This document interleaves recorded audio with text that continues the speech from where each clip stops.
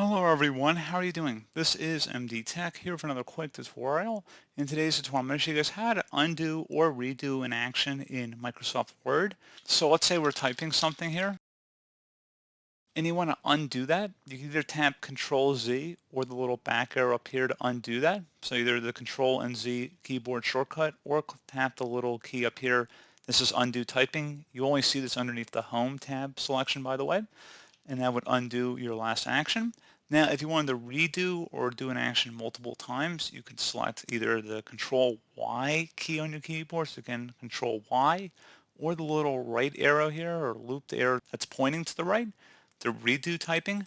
So, pretty straightforward process here, guys. Do hope I was able to help you out, and I do look forward to catching you all in the next tutorial. Goodbye.